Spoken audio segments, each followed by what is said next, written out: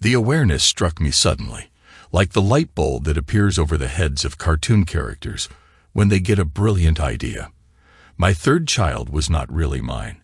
She was biologically the daughter of another man. I was on the phone with a representative from genealogygurus.com, trying to find out why my daughter's DNA test result hadn't been processed after 10 weeks. I had given her the test as an extra Christmas gift and provided the representative with the relevant numbers so they could locate the test.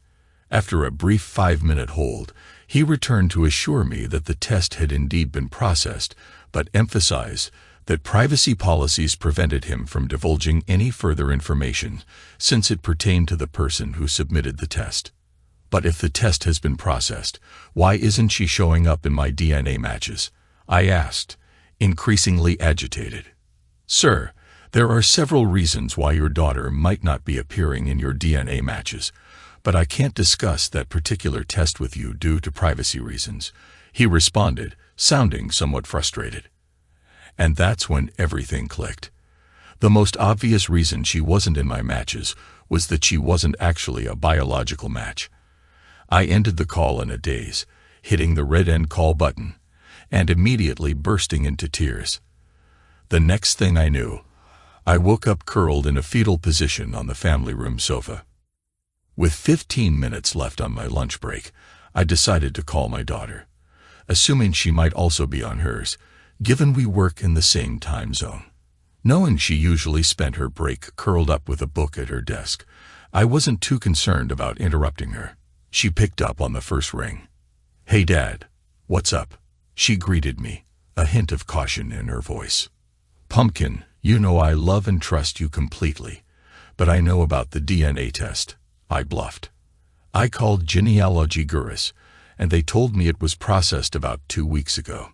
There was a sharp intake of breath on her end, followed by a tense silence that stretched for at least 10 seconds. "I know, Dad, we need to talk, but I can't do this here and now. Call me tonight, and make sure Mom isn't around when you do." As I drove back to the office, my mind was in a fog. I have to admit, my productivity that afternoon at the engineering firm where I worked was far from stellar. My thoughts were a whirlwind of questions and worries. Chief among them, the unsettling notion that my little girl might not be mine after all. Being the analytical type, I knew I had to prioritize my thoughts and tackle the problems one at a time.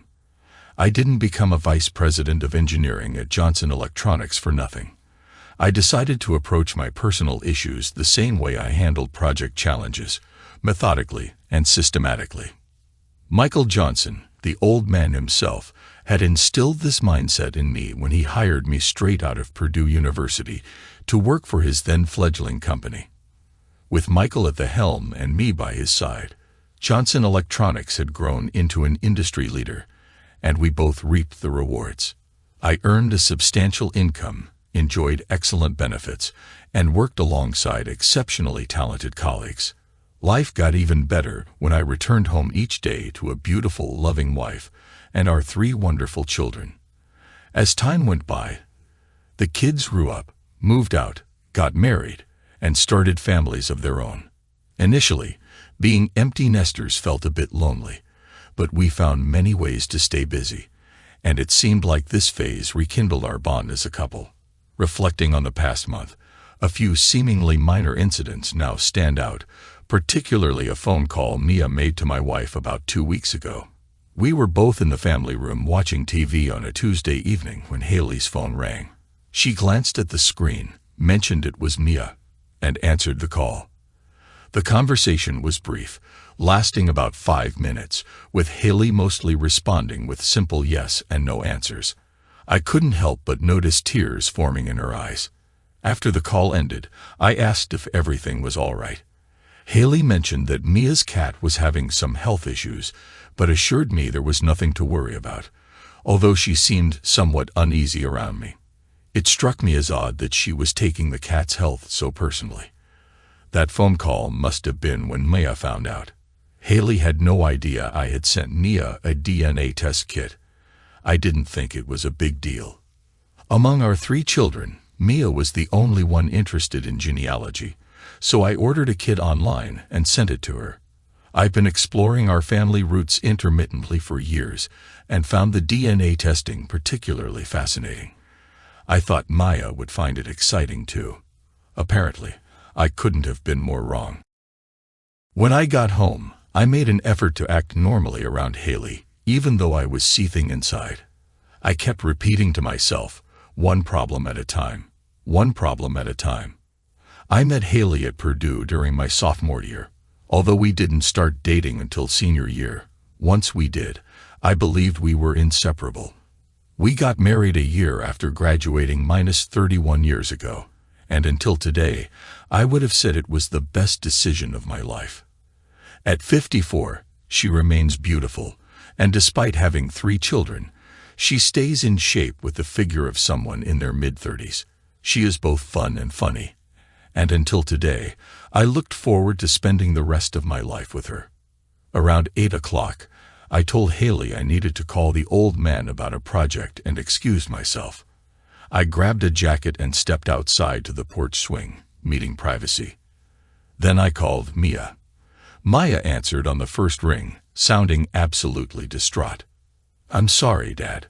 I know I should have told you earlier, but Mom asked me to wait until she talked to you first. She blurted out before I could even say hello. I'm not mad at you. Calm down," I replied as soothingly as I could. "I'm not blaming you. You're just as much a victim in this as I am." I could hear her heavy breathing over the phone, knowing how hard this was for her. "Mia, I want you to know that this doesn't change anything between us. I'm still your father, and you're still my pumpkin. I've always given you kids all the love I have, and I'm not about to stop now, unless you want me to." She broke down, sobbing almost incoherently into the phone. "I love you, Daddy. I don't want anyone else but you. That's my girl. I hate to put you in a tough spot, but you're my best hope for understanding this DNA situation. We'll leave the other issues aside to avoid any conflict. I just need to know, did you find any DNA matches?" "Yeah, Dad, I did," she sighed. "Lily Torres showed up as my half-sister. Lily, Uncle Daniel, and Aunt Bella's Lily." "Oh, holy crap. I'm sorry, Daddy," she said softly. "It's not your fault, Pumpkin.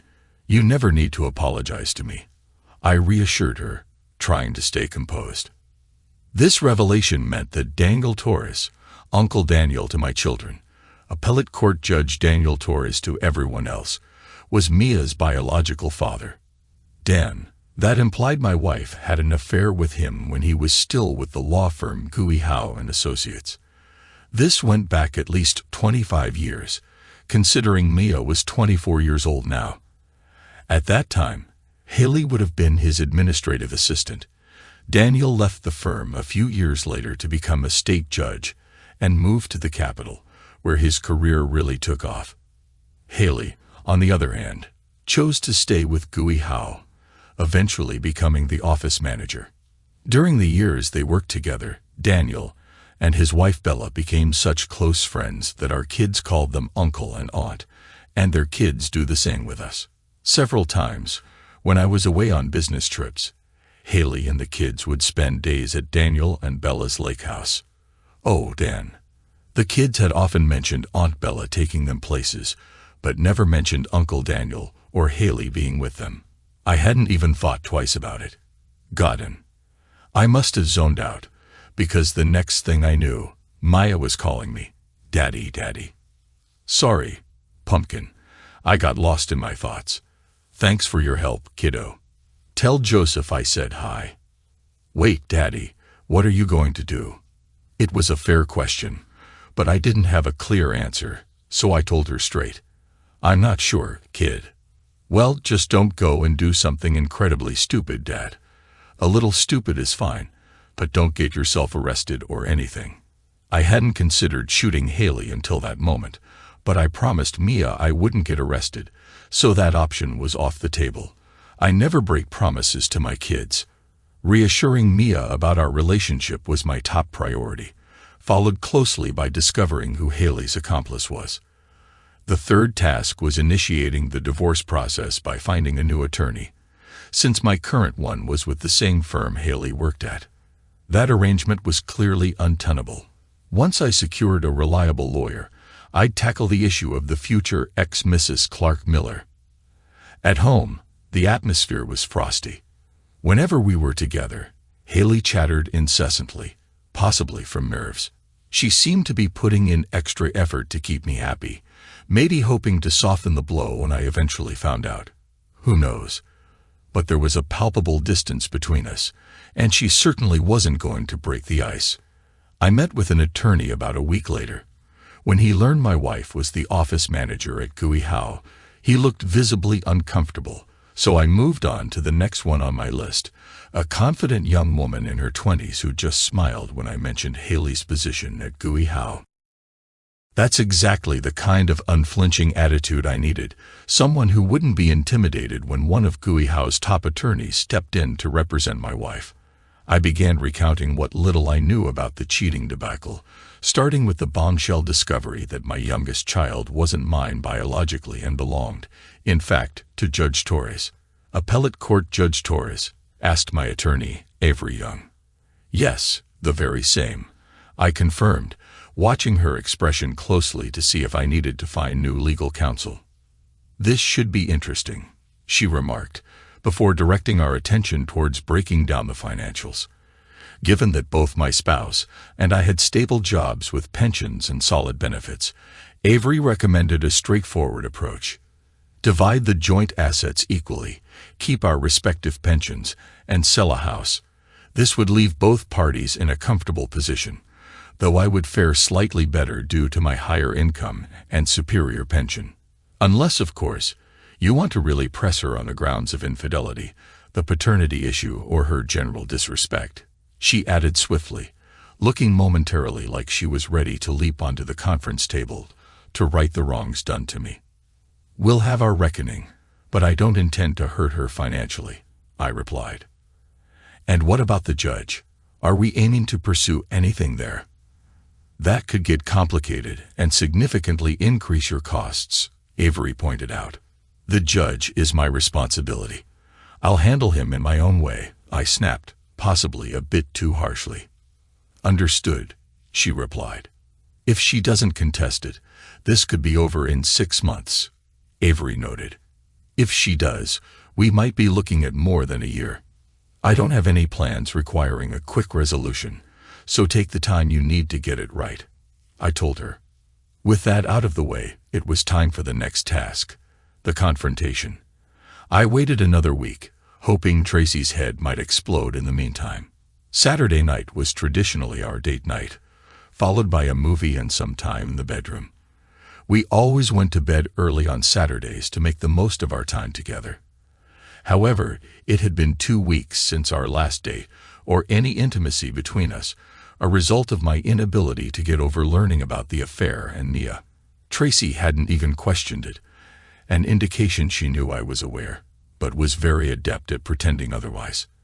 But that chapter was nearing its end. I took Haley to a charming French restaurant. We shared a bottle of wine, indulged in delightful desserts, and for the first time in weeks, I saw a genuine smile on her face. Once we returned home, I gently helped her out of her coat, guided her to the kitchen table, pulled out a chair, and uttered those dreaded words, "We need to talk." Haley gave me a tentative half-smile as I poured myself a Jack Daniels over ice. I offered her a drink from the liquor cabinet, but she declined. Placing my glass on the table, I looked straight into her eyes and said, "The floor is yours." It was a long time ago, Clark. Daniel and I haven't slept together in about 20 years. Can't we just leave it as a distant past mistake and move on? She pleaded. I was relieved she didn't try to claim the DNA test was wrong, but her attempt to brush it off as ancient history was hard to swallow. All right, the last time was 20 years ago.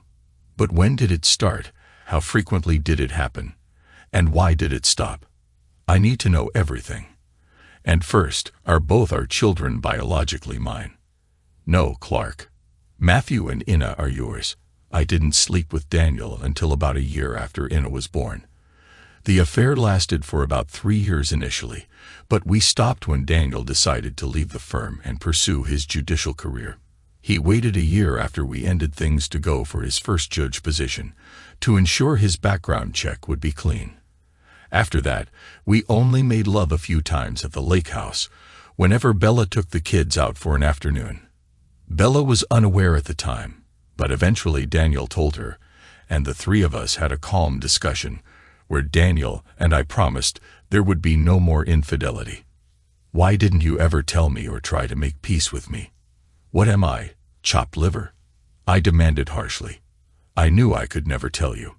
You divorced me in a heartbeat, and I couldn't bear that. I loved you. I still love you, she pleaded. No, you loved him with all your heart. You gave him up so he could chase his career dreams, knowing I was your backup plan. Maybe you loved me a little then, but you fully knew I adored you and counted on that, and our family to get over losing him. Haley lowered her eyes to her lap.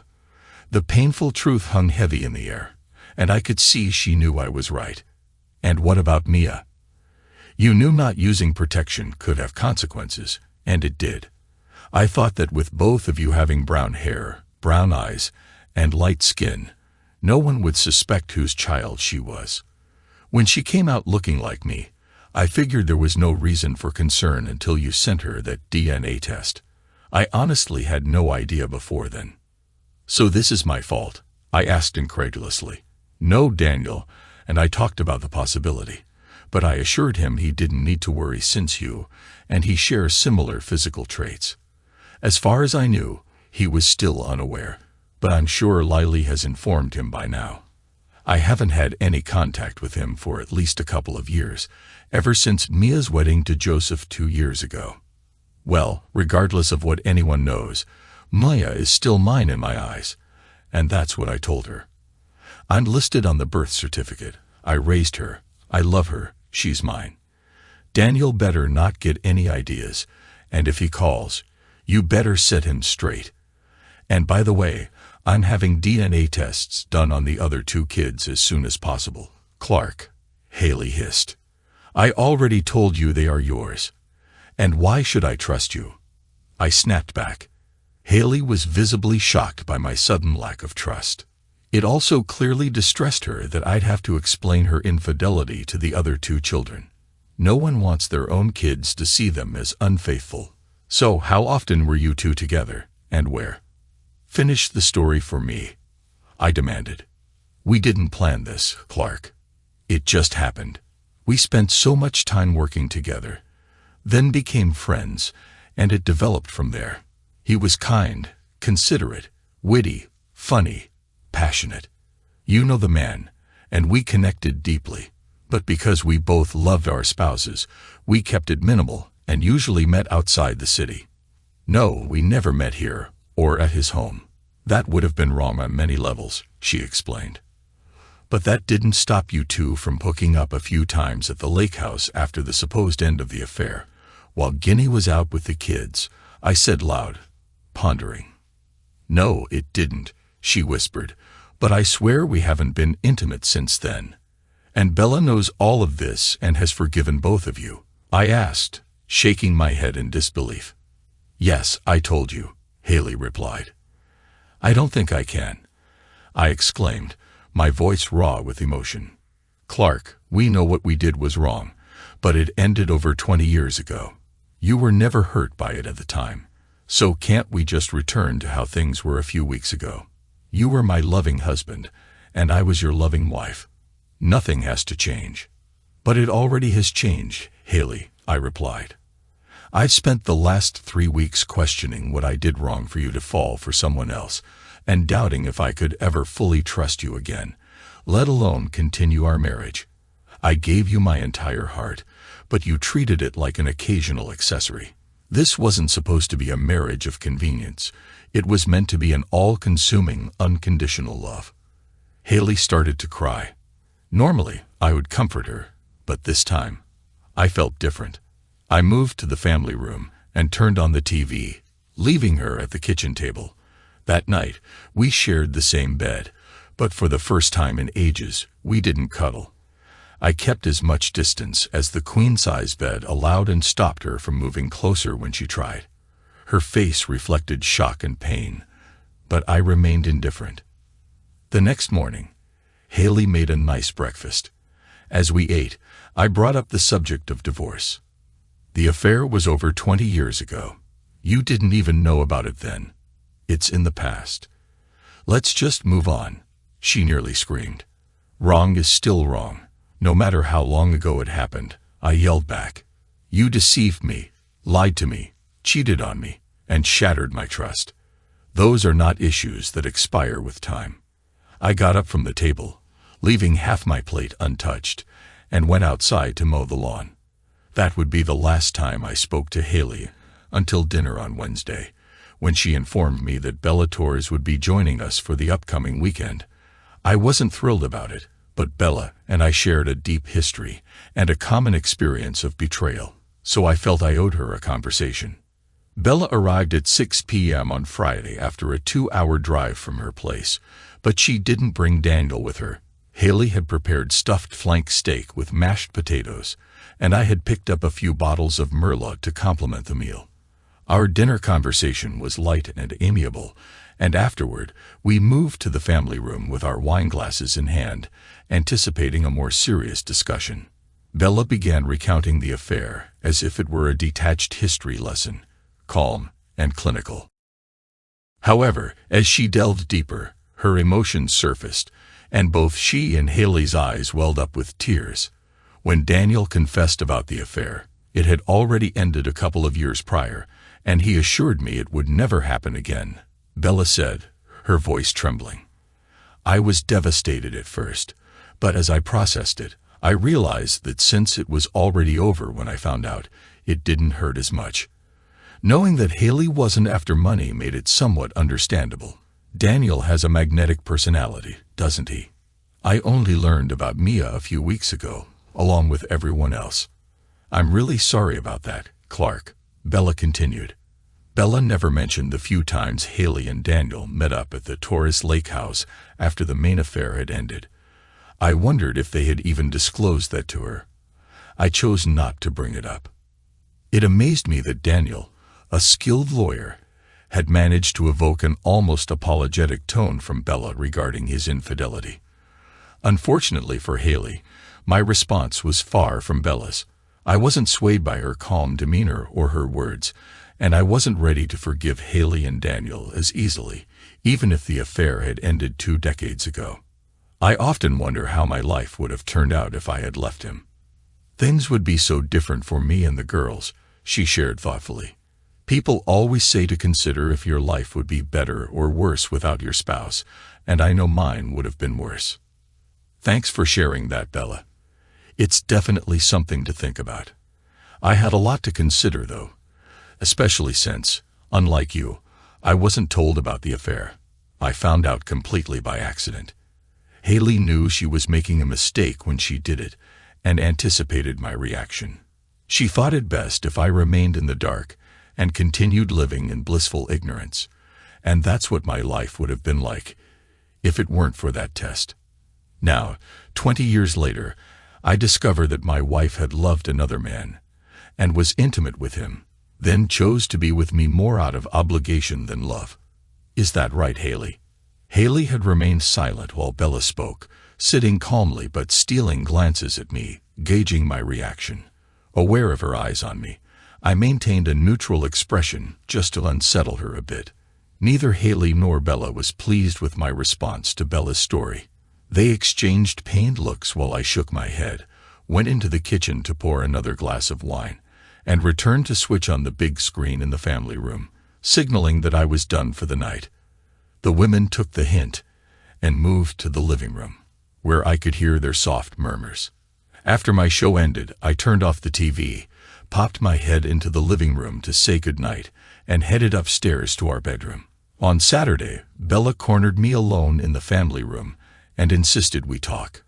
Unaware of Haley's whereabouts, I agreed, and we moved to the formal living room, settling into 2 chairs in a corner. Clark, I truly understand your pain. Not forgiving Haley and deciding to divorce her would be a grave mistake for both of you. Bella began, her voice soft. You love her, and she loves you. That should be the heart of it. The past is behind you, and letting it dictate your future would be a tragedy for the both of you. If I can forgive Daniel, surely you can find it in your heart to forgive Haley. I honestly don't know if I can, Bella. As I mentioned yesterday, I wasn't told about the affair you were. She didn't tell me because she knew it was wrong, and I wouldn't have forgiven her back then. Why should I now?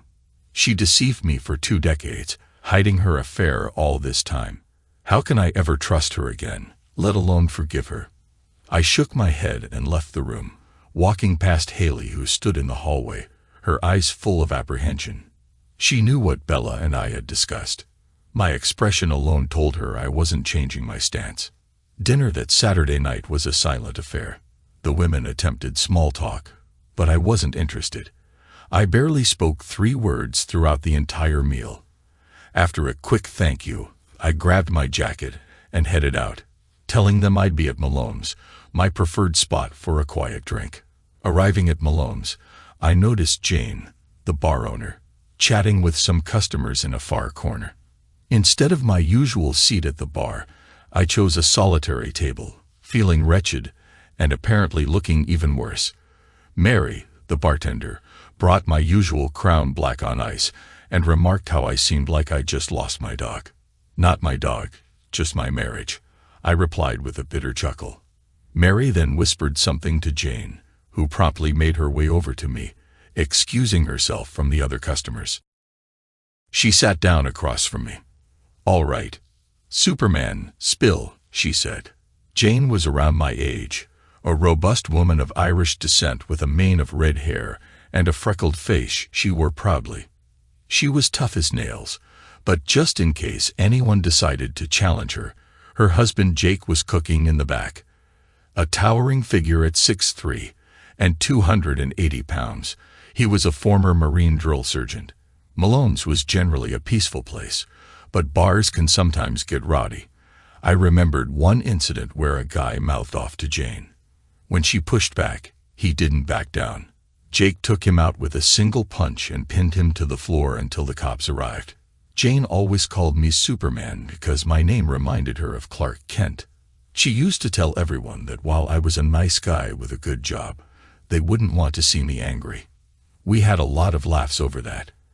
I had been coming into Malone's for 20 years, sometimes with Haley, sometimes alone, sometimes to eat, and sometimes just for a drink. Jane and Jake got to know both Haley and me very well. Jane could read people, me included, like an open book. She was like the sister I never had. Haley and I are done.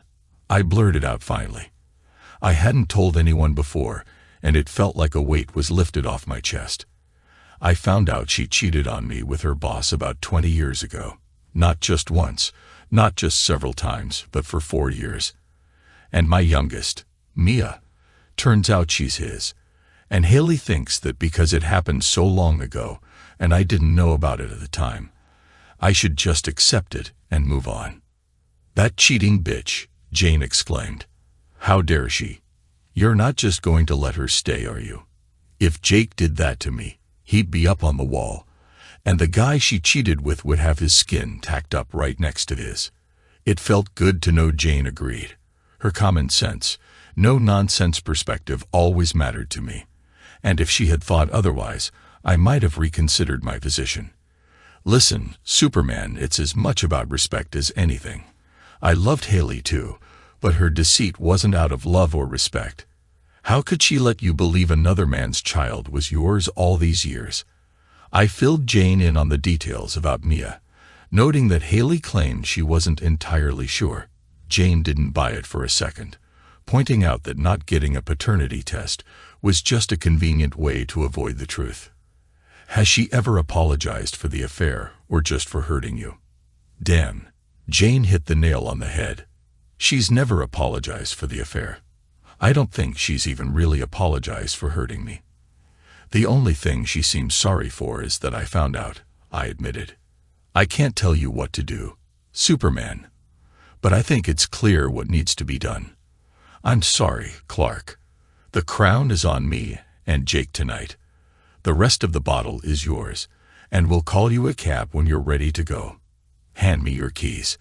I handed her my keys without hesitation. The cab driver practically carried me into my house around 2 a.m. Haley met us at the door and helped guide me to our bedroom.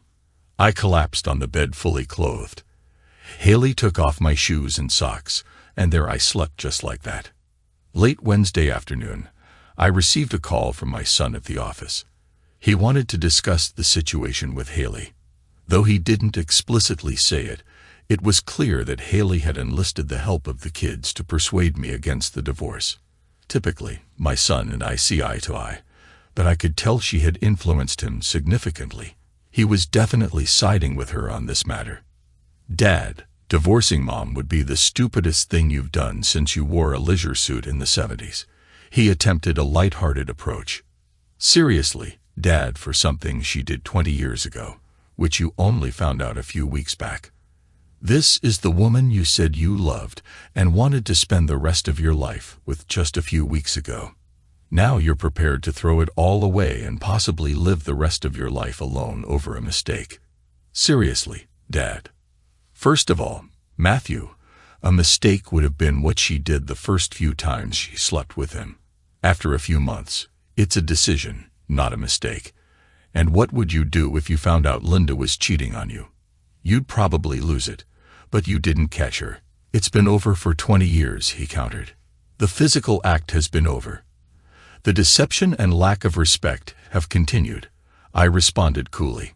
Matthew, I thought you were wise enough to stay out of this and not choose sides. Yet you've decided to step in where no child should, between their parents. And for what, Matthew? I'm not going to change my mind. I'm the injured party here, and you're just aggravating me. I placed that woman on a pedestal. I worshipped the ground she walked on, and she knew it. She never intended to tell me the truth, and if it wasn't for an accident, I would have gone to my grave worshipping her. While she merely saw me as a second choice, because the man she truly loved wouldn't marry her. Do I feel used? Absolutely. Dad, don't you think you're overreacting a bit? I asked as I ended the call while he was still talking. When I walked in around 6 p.m., Haley was just about finished preparing what smelled like a delicious meal. Despite her efforts, I told her I wasn't hungry, poured myself a glass of Jack, turned on the TV, and settled into my favorite recliner. Noticing her unhappy expression, she eventually came in and asked me what was wrong. Same crap, different day, I replied. My wife cheats on me for 4 years, as a kid with another guy, and now my children are painting me as the villain. Do me a favor, call Ina tonight, and tell her not to bother calling me tomorrow, unless she wants to be hung up on like Matthew. Haley lowered her gaze. After 31 years together, you'd think she'd know better than to have others upset me on her behalf. What on earth makes you think this divorce isn't inevitable? I demanded, raising my voice. Not only did you cheat on me for 4 years and have his child, but you also replaced me in your heart with him. Can you honestly say you weren't in love with him? And that you wouldn't have left me if he had asked you to divorce and marry him? The truth is, you might love me, but you're not in love with me. I've been your safety net, someone you always knew would be there because you own my heart, and I'd do anything for you as long as I thought you were mine. You cheated, deceived, and disrespected me. And now you have the nerve to turn our kids against me. That was the final straw. Trace. But no, I won't be cruel. I'm not going to ruin Bella's life or Daniel's pristine career as a judge. I'll file for irreconcilable differences, and we can each keep our retirement accounts, splitting the house and everything else down the middle. Haley's tears flowed rapidly as she got out from her chair. Before she left the room, I added one more thing. You've never apologized for cheating. Probably because you're not actually sorry. The only thing you're sorry about is that I found out, isn't it? I spent the rest of the night with my bottle of Jack, seeking its familiar comfort. The following day, I contacted my attorney and asked her to expedite the preparation of the divorce papers. She informed me that I could review them the next Tuesday, that it would be ready by Wednesday, and Haley could be served by Thursday. I requested that her server come to my house on Friday evening, as I wanted to be present when Haley was served. Next, I reached out to Judge Daniel Torres' office, requesting his admin to ask him to return my call regarding a significant matter. Judge Torres was aware of the reason behind my call, and I was confident he would get back to me promptly. About 2 hours later, Daniel, sounding a bit anxious, returned my call. Understanding the urgency, he preferred not to handle the issue at his office, which I agreed with. We arranged to meet at his house with Bella on the following Saturday at 10 a.m. He was unaware that Haley wouldn't be served the previous night, but he would likely realize it during my 2-hour drive to his luxurious home. During dinner at Malone's on Saturday night, Haley admitted that Bella had informed her about my meeting with Daniel the next Saturday. She asked if she could accompany me on the drive. "This isn't a social visit, Haley," I replied. "Daniel and I have things to discuss, and you don't need to be there. You should remember that Daniel is an appellate court judge with an excellent reputation. He might even be on the shortlist for Supreme Court Justice. Doing something reckless could get you arrested, and you promised not to harm his career. Right, you're choosing him over me again. But don't worry, I'll keep my promise. I won't do anything that might jeopardize his Supreme Court prospects. The show must go on." After updating the old man at the office about my personal situation, I took a couple of hours to meet with my lawyer and review the divorce papers, giving her the green light to proceed. She inquired about my plans concerning Judge Daniel as I was leaving. "Why do you ask?" I said with a wink. "Because I still handle criminal cases and have a feeling you might need a good attorney. Engineers like yourself rarely get emotional, but your methodical approach is somewhat concerning." She handed me her card, and I left the office. The next 3 days flew by, thanks to a significant project at work that demanded my full attention. The old man was impressed by my focus despite the personal turmoil. Before leaving on Friday night, I informed him about Haley being served and my upcoming confrontation with Daniel, warning him I might end up in jail by Monday. He reassured me that he had my back and my bail money. We parted with a handshake. I returned home to the enticing aroma of yet another exquisite meal being prepared by Haley. Lately, she had been going above and beyond, showcasing her culinary talents in an effort to capture my attention. There was no denying she was a fantastic cook. I almost felt a pang of guilt because I knew what awaited us after dinner. Our meal was mostly consumed in silence, as had become our norm over the past few weeks. Nonetheless, I made a point to compliment her cooking. I wasn't an ungrateful jerk after all. After dinner, I helped her clear the dishes. Just as we were about to settle into the family room for our usual television routine, the doorbell rang. It was exactly 7 o'clock. I knew the visitor wasn't there for me, so I didn't make a move to answer. Haley shot me a curious glance before heading to the door. Standing on the porch was a well-dressed young man who asked if she was Haley Miller. Upon her confirmation, he handed her a manila envelope, declared, "You have been served," and promptly left. Haley stood frozen in place, and I could see her shoulders trembling with silent tears. Gently, I walked past her, closed the front door, and guided her back to the kitchen table. Despite my prior warnings, she looked utterly devastated. We sat in silence for what felt like an eternity, but was likely just a few minutes. Eventually, she whispered, "You bastard," before fleeing upstairs to our bedroom. I didn't follow her.